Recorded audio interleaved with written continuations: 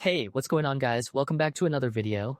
Minecraft Bedrock Edition is one feels very different compared to the usual updates because it's not just about new blocks or minor tweaks. It actually introduces a whole experimental concept called Chaos Cubed that changes how you interact with the world in a pretty unexpected way.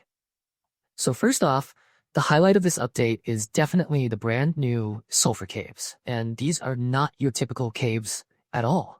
When you find one of these underground areas, you'll immediately notice the environment looks completely different, with strong yellow sulfur blocks and deep red cinnabar blocks, creating this almost toxic atmosphere. And on top of that, there are these sulfur springs on the surface that actually hint at what's going on below. So if you see bubbling pools and strange gas effects, that's your clue that something bigger is underneath once you head down into these caves. That's where things really start to get interesting, because this is where you'll encounter the new mob called the Sulfur Cube. And this is easily one of the most unique mobs added in a long time. It's not just something you fight or avoid, it actually interacts with the environment in a dynamic way.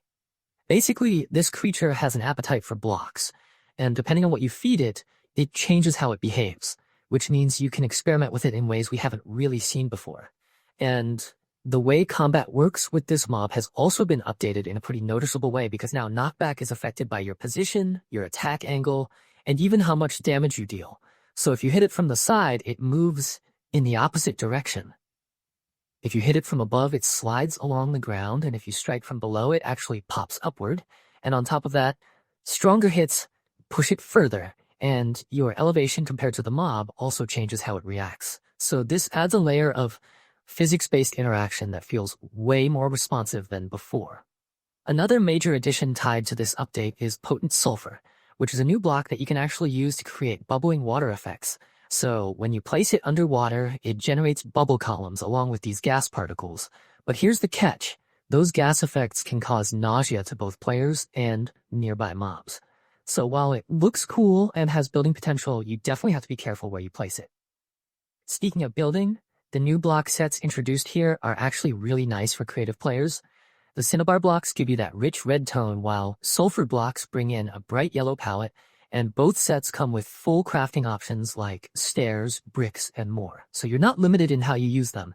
And honestly, these colors can add a completely new style to builds, especially if you're going for something more intense or industrial looking.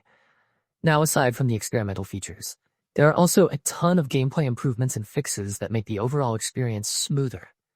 One of the biggest changes is that knockback mechanics have been adjusted to behave more like the Java version, which is something a lot of players have been asking for.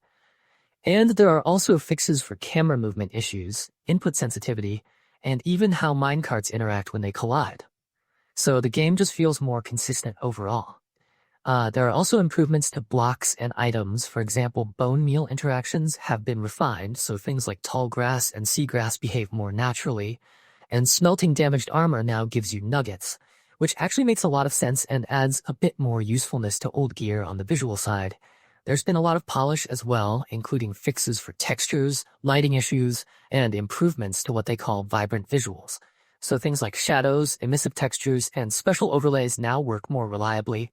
And even small details like baby mob textures and animations have been updated to match their adult versions better, which just makes everything feel more cohesive. Mob behavior has also been cleaned up quite a bit, with adjustments to hitboxes so they match models more accurately, fixes for strange movement issues, and even better bouncing physics when mobs interact with slime blocks or beds. So these aren't huge headline features, but they definitely improve the feel of the game on top of all that. There's also a new party system being introduced in beta, which lets you create a group with friends and move between worlds together more seamlessly, including realms and servers. And speaking of realms, there's a new hub interface that makes managing your world, players, and settings much easier, along with features like admin roles, activity tracking, and a timeline showing who's been active. Accessibility has also seen a nice upgrade with the addition of customizable closed captions, allowing players to adjust how sounds are displayed on screen, which is a really important feature for a lot of people, and it's great to see it being expanded overall. This update feels like a mix of experimental ideas and quality improvements. Thus, the Chaos Cube features bring something genuinely new with the Sulfur Cube and its physics-based behavior, while the rest of the changes refine and polish the experience across the board. And even though some of these features are still in development and may change, it's clear that this is pushing the game in a more interactive and dynamic direction than before. And honestly, if this is just the experimental phase, it's going to be really interesting to see how this evolves once everything is fully implemented, because there's a lot of potential here for completely new gameplay styles and creative possibilities.